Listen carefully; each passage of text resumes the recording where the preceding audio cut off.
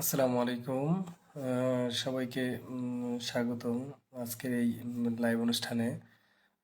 আজকের যে বিষয়টি নির্ধারণ করা হয়েছিল পূর্ব টপিক, যে নামজারি বা জমি খারিজ করতে কি কি প্রয়োজন হয়, কি কি ডকুমেন্টারি প্রয়োজন হয়, কি কি কত টাকা প্রয়োজন হয়, এবং কি আমরা এটা করার জন্য কিভাবে সহজ উপায় কোনটা, এই বিষয়ে আজকে মূলত আমরা বিস্তারিত আলোচনা করব ইনশাল্লাহ।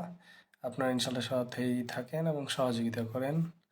আর সুযোগ যদি হয় তাহলে অবশ্যই শেয়ার করে দিবেন যেন অন্য ভাই এটা দ্বারা উপকৃত হতে পারে। মূলত আমি আপনাদেরকে গত গত দিন যে লাইভ ছিল, এই লাইভ অনুষ্ঠানে বলেছিলাম যে নামজারি আসলে বিষয়টা কি, নামজারি জিনিসটা কি, এটা আমি টোটালি বিস্তারিত বলেছি। বা জমি খারিজ কি, এই বিষয়টা, জমি খারিজ বলতে আসলে আমাদের যে গ্রামাঞ্চলের যে মানুষের ভাষা, এই ভাষার জন্য মূলত বলা হয়েছে যে জমি খারিজ, জমি খারিজ করা, বা আমরা জানি যে জমি খারিজ করতে হয়, জমি খারিজের বিষয়টা এখানে বলা হয়েছে।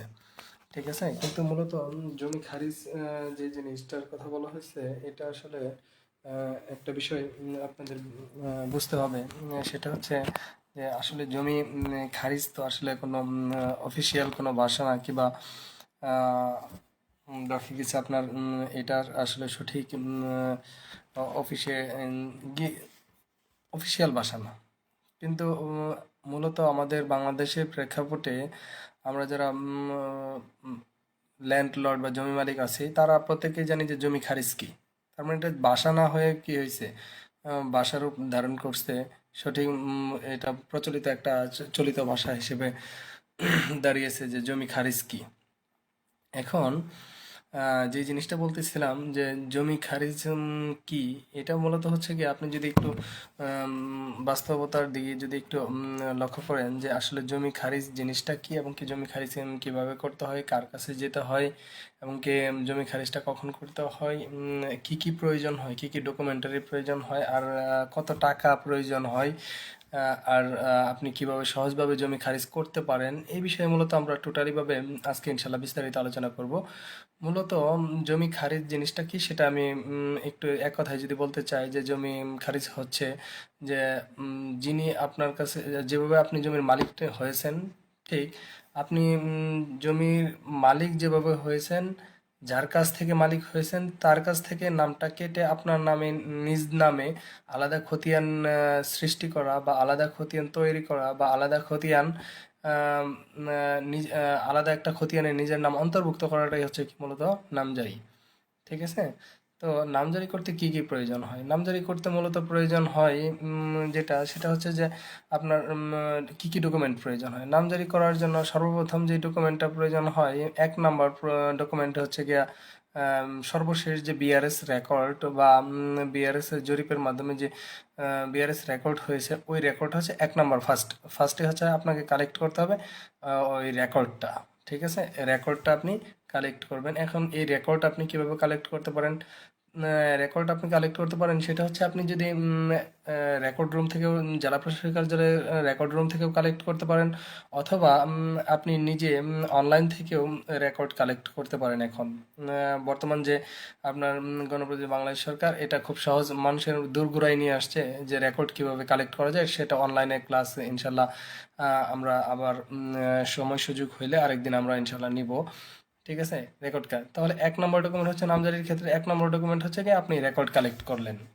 ঠিক আছে, দুই নম্বর ডকুমেন্ট হচ্ছে গিয়া আপনি জমির মালিক কিভাবে, সেটা কি আপনি ওয়ারিশ মূলে জমির মালিক, নাকি দলিল মূলে জমির মালিক, এটা আপনাকে আপনি যেভাবেই মালিক হন না কেন, ঠিক আছে, আপনি মালিকানা জমির কিভাবে লাভ করতে পারেন, এক হচ্ছে ওয়ারিশ মূলে আপনি জমির মালিকানা লাভ করতে পারেন, আরেকটা হচ্ছে দলিল মূলে আপনি কি করতে পারেন, জমির মালিকানা লাভ করতে পারেন। এখন যদি ওয়ারিশ মূলে জমির মালিকানা লাভ করেন, তাহলে আপনি ওয়ারিশ সনদ অথবা বন্টননামা দলিল। এখন বন্টননামা দলিল কখন প্রয়োজন হয়, আর ওয়ারিশ সনদ দিয়ে কখন জমি খারিজ করা যায়, এটা কিন্তু আমাদের পূর্বের একটা ভিডিওতে, গতকালকের যে ভিডিও করেছিলাম, এখানে কিন্তু বিস্তারিত আলোচনা করা হয়েছে।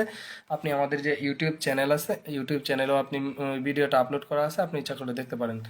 ঠিক আছে, এখন ওয়ারিশ সনদ অথবা দলিল, তাহলে আপনি ওয়ারিশ মূল জমির মালিক হলে ওয়ারিশ সনদটা নিলেন, আর যদি বা বন্টননামা দলিল নিলেন, আর দ্বিতীয় কথা হচ্ছে যদি দলিল মূলের মালিক হন তাহলে দলিলটা নিলেন। তাহলে এক নম্বরে লাগবে আমার কি, বিআরএস পর্চা বা বিআরএস রেকর্ড। 2 নাম্বার কি, আপনি যেভাবে মালিক, হয় ওয়ারিশ মূলে মালিক, না হলে আপনি কি উত্তরাধিকার সূত্রে মালিক, অথবা আপনি কি দলিল মূলে মালিক। ওই জিনিসটা আপনি হাতে নিলেন। এখন কোয়েশ্চেন হচ্ছে, যেটা আপনি ওয়ারিশ মূলে মালিক, এখন ওয়ারিশ মূলে আপনি কখন মালিক হয়েছেন? ইমিডিয়েট বিআরএস রেকর্ডের যিনি মালিক, ওনার মৃত্যুতে আপনি ওয়ারিশ মূলে মালিক হয়েছেন, নাকি ধরেন যে রেকর্ডে আছে আব্দুস সালাম সাহেব, এখন ওনার 2 ছেলে, ঠিক আছে, জমি হচ্ছে 20%।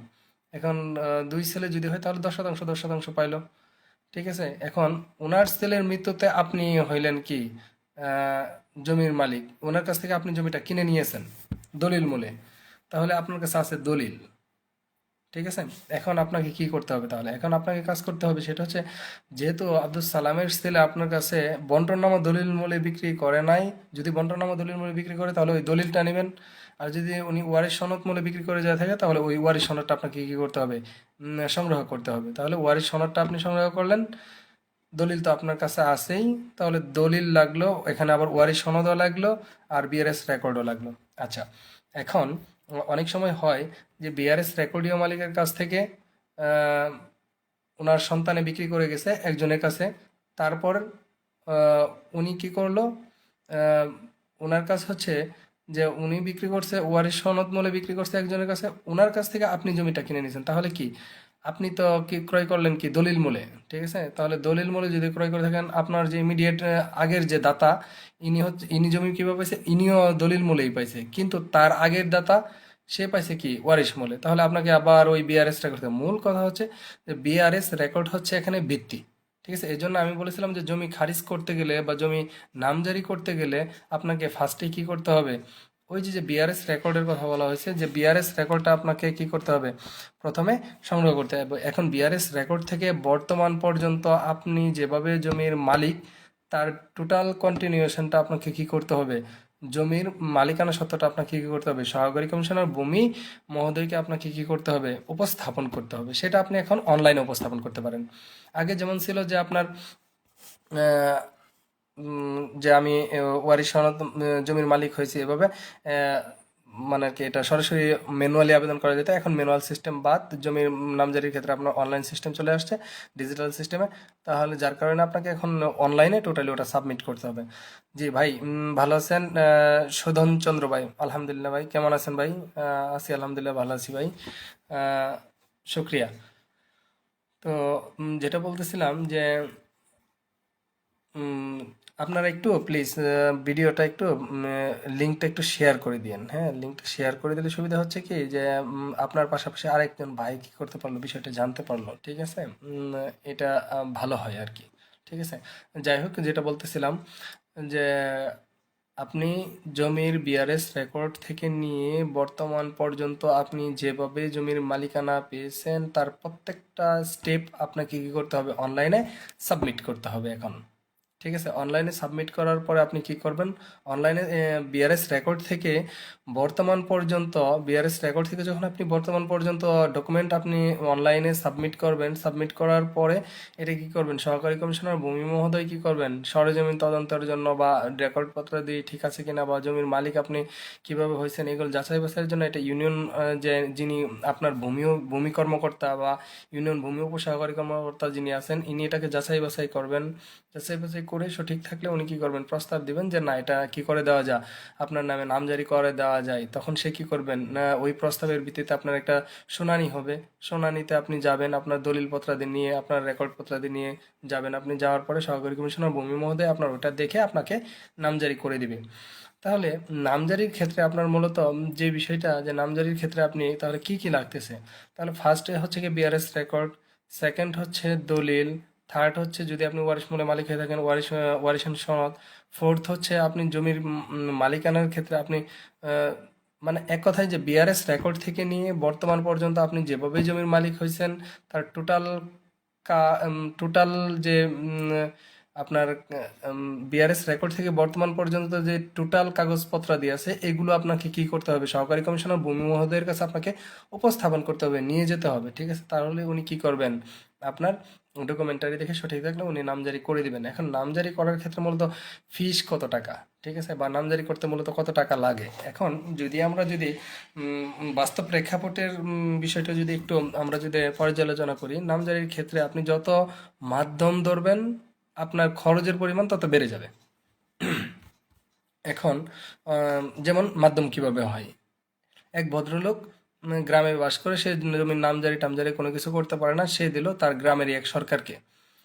এখন সরকার মহোদয় তো সরাসরি তাকে এসিল্যান্ড অফিসে ঢোকা নিষেধ, কিংবা তার জমির ওই খারিজ নিয়ে তাকে ওখানে মানে তাকে পাওয়ার দেওয়া হয় না। সে কি করবে না, ওই সরকার সাহেব ওখানে এসিল্যান্ড স্যারের কাছে যায় কি করতে পারবে না, আপনার জমির কাগজপত্র দিয়ে কি করতে পারবে না, উপস্থাপন করতে পারবে না। তাহলে সে ধরলো আরেকজনকে, সে আরেকজনকে ধরলো, এভাবে যতগুলো স্টেপ যাবে, যত ভায়া যাবে, যত মাধ্যম হবে এখানে, তত নামজারি বা জমি খারিজ করতে খরচটা বেড়ে যায়। তো এখন আপনি কিভাবে করবেন, আপনার মূলত সরকারি ফি হচ্ছে 1170 টাকা। এখন নামজারি করার জন্য 1170 টাকা হচ্ছে কি সরকারি ফি। 1170 টাকা দিয়ে কি হওয়ার কথা, নামজারি হওয়ার কথা। কিন্তু 1170 টাকা দিয়ে কি আদৌ কি নামজারি হচ্ছে কি না, এটা একটা মুখ্য বিষয় না। নামজারি হচ্ছে, যারা নাকি নিজের কাজ নিজে করে, তারা 1170 টাকা দিয়ে নামজারি করে, ঠিক আছে। কিন্তু যখনই নাকি কোনো সরকার বা কারো মাধ্যম ধরা হয়, ঠিক আছে, তখনই কি যেমন যদি আমি ভূমি অফিসে চাকরি করি, আমার মাধ্যম যদি আপনি ধরেন, তাহলে আপনার খরচটা বেড়ে যাবে, ঠিক আছে। কিভাবে খরচ বাড়বে, আমি অনলাইনে আপনার আবেদনটা সাবমিট করে দেবো, এখানে আমি 200-300 টাকা নিব, ঠিক আছে। আপনার দেখা গেছে আবার যখন নাকি আপনার আপনি নায়েব সাহেবের অফিসে গেলেন, নায়েব সাহেবের অফিসে গিয়ে আপনি যখন নাকি দাখিলা কাটলেন, তখন দাখিলা থেকে আপনার কয়েক টাকা হয়তো বা আপনার কাছ থেকে বাড়তি নেওয়া আছে। এগুলো বিভিন্ন বিষয়ে কি হয়, আবেদন করাতে, এগুলো বিভিন্ন কাগজপত্র তোলাতে, বিআরএস রেকর্ড তোলাতে, দলিল ফটোকপি করাতে, পর্চা মানে আর কি যে নামজারির যে কন্টিনিউশনটা, এটা টোটালি লিখতে গেলে, ঠিক আছে, এগুলো লেখালেখির জন্য আপনার কাছ থেকে হয়তো 200-400-500 টাকা একটা লোক বাড়তি নেই, ঠিক আছে। এটার একটা যৌক্তিক ইয়া থাকতে পারে। কিন্তু আপনি যখন নাকি কোনো সরকার বা কোনো মানে অনেকগুলো মাধ্যম ধরবেন, তখন আপনার খারিজের ক্ষেত্রে খরচের পরিমাণটা বেড়ে যাবে। তো আমি সবাইকে মোটিভেট করব বা সবাইকে উৎসাহিত করব যে আপনার কাগজপত্র নিয়ে আপনি একটু 2-3টা ভিডিও দেখেন, অনলাইনে কিভাবে আবেদন সাবমিট করা যায়, কিভাবে মিস কেস করা যায়। মানে ভূমি অফিসের সকল কার্যক্রম এখন অনলাইন বেসিস, প্রায়গুলোই, ঠিক আছে। যার কারণে আপনি ইচ্ছা করলে কি করতে পারেন, একটু নিজেকে শিখাইতে পারেন, নিজেকে নিজেই শেখান আগে। শেখাইতে গেলে আপনার প্রয়োজন হচ্ছে গুগলে আপনি সার্চ দিলে এই বিষয়ে অনেক টিউটোরিয়াল পাবেন আপনি, ঠিক আছে। তো আমরা যারা নামজারি সম্পর্কে জানতে চাই বা নামজারির বিষয়গুলো একটু বুঝতে চাই, তারা একটু আমরা গুগলে হেল্প নেই। আর আপনাদের ইনশাল্লাহ আমি একটু সময় সুযোগ হইলেই, ঠিক আছে, অনলাইনে কিভাবে নামজারির আবেদন করে, ঠিক আছে, অনলাইনে কিভাবে দাখিলা কাটে, নিজেরটা নিজেই কিভাবে দাখিলা কাটতে পারেন, বা জমির ভূমি উন্নয়ন কর বা খাজনা দিতে পারেন, এবং কি আপনি কিভাবে পর্চা উঠাইতে পারেন, এগুলো নিয়ে টোটালি একটা বিস্তারিত ক্লাস আমি কি করব, স্টেপ বাই স্টেপ আমি কি করব আমার এই গ্রুপে দিব। আপনারা একটু প্লিজ সাথে থাকবেন। আর হচ্ছে গিয়ে বিষয় হচ্ছে গিয়ে ইউটিউব চ্যানেল যেটা আছে, ইউটিউব চ্যানেলের যেটা আছে, এটা আপনারা কি করতে পারেন, সহজে কি করতে পারেন, ধরেন ইচ্ছা করলে আপনি কি করতে পারেন, এটা আপনি মানে লাইক দিয়ে অথবা ইয়া সাবস্ক্রাইব করে সাথে থাকতে পারেন। সাথে থাকলে আপনি নোটিফিকেশন পেয়ে যাবেন যে কখন কোনটা নেওয়া হচ্ছে ক্লাস। তো নামজারি করার জন্য আমি একটা যেটা বললাম, যে আপনি জমি খারিজ করার জন্য আপনাকে মাধ্যম কম ধরবেন, মাধ্যম কম ধরলেই সুবিধা বেশি, ঠিক আছে। মাধ্যম কম ধরলে যত তাড়াতাড়ি সম্ভব আপনি খারিজ পেয়ে যাবেন, ঠিক আছে। মাধ্যম কম ধরলে আপনি কি করতে পারবেন, জমি খারিজ তাড়াতাড়ি পাবেন, এবং কি আপনার খরচ কম হবে, ঠিক আছে। কাগজপাতি কি লাগবে, তাহলে বিআরএস রেকর্ড লাগবে। বিআরএস রেকর্ড থেকে বর্তমান মালিকানা পর্যন্ত আপনি যেভাবে মালিক, এটা টোটাল কন্টিনিউশন, টোটাল ধারাবাহিকতা কাগজ লাগবে, ঠিক আছে। এখন কাগজ ছাড়া কোনো কি হবে না, নামজারি হবে না। ইচ্ছা করলে যে কেউ বলবে যে আমি এই কাগজ ছাড়াই আমি করে দিতে পারবো, ঠিক আছে, এটা ভুল। ভবিষ্যতে আপনার খারিজটা কি করতে পারে, ভেঙে যেতে পারে, বা আরেকজন এটার বিরুদ্ধে একটা কমপ্লেন দিয়ে মিসকেস করে আপনাকে কি করতে পারে, বিচারের সম্মুখীন দাঁড় করাইতে পারে, ঠিক আছে। এই জন্য সবাইকে উৎসাহিত করব যে আপনার সঠিক কাগজ দিয়ে আপনি সঠিক নামজারি করে নিন, ঠিক আছে। এটার জন্য সরকার খুবই মনোযোগ সহকারে গণপ্রজাতন্ত্রী বাংলাদেশ সরকার কাজ করে যাচ্ছে, যাতে মানুষ কি হয়, ভোগান্তি কম হয়, অল্প সময়ে যেন মানুষ নামজারি করতে পারে, ঠিক আছে। আর নামজারির গুরুত্ব কি, এই বিষয়ে গতকালকে ক্লাসে বলেছিলাম। তো আপনারা যারা নামজারি রিসেন্টলি করবেন বা করতে চান, তারা প্রথমত কথা হচ্ছে যে আপনারা বিআরএস রেকর্ডটা আপনি সংগ্রহ করেন, যে কোন দাগের জমিটা আপনার খারিজ করা প্রয়োজন, কোন খতিয়ানের জমিটা আপনার খারিজ করা প্রয়োজন, এগুলো আপনি কি করেন, একটু খাতার ভিতরে লিখেন। খাতার ভিতরে লিখে লিখে আপনি গুছায়া এখন বিআরএস রেকর্ডটা সংগ্রহ করলেন, তারপর দলিল বা যেভাবে জমির মালিকানা এগুলো সংগ্রহ করলেন, সংগ্রহ করে সুন্দর করে গুছায়া হেরা আপনি কি করেন একটু কাউকে যিনি বুঝে তাকে দিয়ে লেখায় সেরা আপনি কি করেন অনলাইনে আবেদন সাবমিট করেন। এখন অনলাইনে আবেদনের ক্ষেত্রে আপনি কাউকে 200 টাকা দিলেন, এটা হচ্ছে ভিন্ন বিষয় যে আপনি নিজে পারেন না, যেহেতু অনলাইন কম্পিউটার টাইপ করতে পারেন না বা মোবাইলে আপনি কিভাবে এন্ট্রি করতে হয় এটা পারেন না, সেটা ভিন্ন বিষয়, 200-400 টাকা খরচ যাইতে পারে। আপনি নিজে যেহেতু পারেন না ওটা অন্যকে দিয়ে করাই নিলেন, কিন্তু কারো কাছে গিয়ে 5-6 হাজার বা 10-15 হাজার টাকার খারিজের জন্য কন্ট্যাক্ট করা, এটা আসলে বোকামি ছাড়া আর কিছু না। ঠিক আছে, আমরা যারা এই এই ল্যান্ডের সাথে জড়িত, আমাদের বাস্তবতা হচ্ছে যে আমরা অন্যের দোষে দোষী। ঠিক আছে, অন্যের দোষে আমরা বেশি দোষী। ঠিক আছে, আমরা অন্যের দোষে বেশি দোষী এই জন্যই যে আমরা দেখা গেছে মানুষগুলো গ্রামের মানুষগুলো একটু মানে বুঝে না, তো যার কারণে বিভিন্ন মিডিয়ার মাধ্যমে আসে, যার কারণে তার খরচ বেড়ে যায়। একজনকে ভূমি অফিসের একজনকে দেখায়, সে গ্রামের একজন যিনি জমি সম্পর্কে বুঝে উনি কি করলো 10-15-20 হাজার টাকা নিয়ে নিল। ঠিক আছে, তো এটা হচ্ছে কি আসলে মানুষের বোকামির জন্য হয়ে থাকে। ঠিক আছে, যদিও দোষী হয় ভূমি অফিস, কিন্তু বাস্তবতা যে ভূমি অফিস কতটুকু দোষী সেই বিষয়টা আসলে এখানে না বলাই ভালো। কারণ হচ্ছে যে ভূমি অফিস দোষ আপনি আহ, বলবেন যে ভাই একটু দেরি হচ্ছে, দেরি আপনি একটা নির্দিষ্ট টাইম আছে, নামজারি করতে একটা নির্দিষ্ট সময়ের প্রয়োজন হয়। এখন আপনি জরুরত মুহূর্ত যখন নাকি কাওলা দিবেন তার 2-4-5 দিন আগে আপনি যান নামজারি করার জন্য, যার কারণে আপনার এটা খুব তাড়াতাড়ি লাগে। আপনি এই মাধ্যম ধরেন ওই মাধ্যম ধরেন, ঠিক আছে, দরকার কি? আপনার জমি আছে আপনি খারিজ করে ফেলেন এখনই, আপনার জমি আছে এখনই আপনি জমি খারিজ করে ফেলেন, আপনার কাছে রেখে দেন, ভূমি উন্নয়ন কর আপনি পরিশোধ করেন নিয়মিতভাবে, জমির মালিকানাও ঠিক থাকলো, প্রয়োজনে আপনি সহজে বিক্রি করে দিতে পারলেন।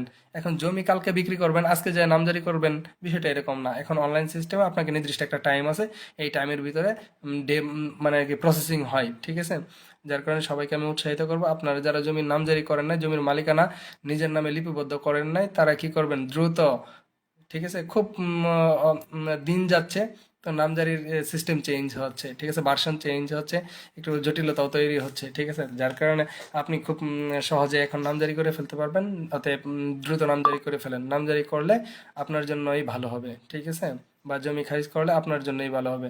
তো যাই হোক, এই বিষয়টা শর্ট একটা বিষয়, এই বিষয় নিয়ে আর আলোচনা না করি। তো নামজারির জন্য কত টাকা প্রয়োজন? 1170 টাকা প্রয়োজন। অনলাইন যিনি করে দিবেন ওনাকে আপনি 200-100 টাকা দিলেন, এটা আপনার বিষয়। ঠিক আছে, এটা সরকারের সাথে এখানে সরকারি ফির সাথে এখানে আসবে না। ঠিক আছে, তো আপনার নিজের বিষয়, আপনি নিজে এটাকে কিভাবে আপনি পাবলিকের কাছে উপস্থাপন করবেন, এটা আপনার বিষয়। ঠিক আছে, যার কারণে আপনার জমি খারিজের প্রয়োজন হলে আপনি দ্রুত খারিজ করে ফেলেন, জমি খারিজ করে রেখে দেন আপনার কাছে। ঠিক আছে, অনলাইনে রেজিস্ট্রেশন করেন, একটা নির্দিষ্ট মোবাইল নাম্বারে রেজিস্ট্রেশন করেন আপনার ভোটার আইডি কার্ড দিয়ে। ঠিক আছে, দেখবেন খুব সহজে সব কিছু হয়ে যাচ্ছে। ঠিক আছে, ধন্যবাদ সবাইকে, ভালো থাকবেন, শুভকামনা, সালামু আলাইকুম।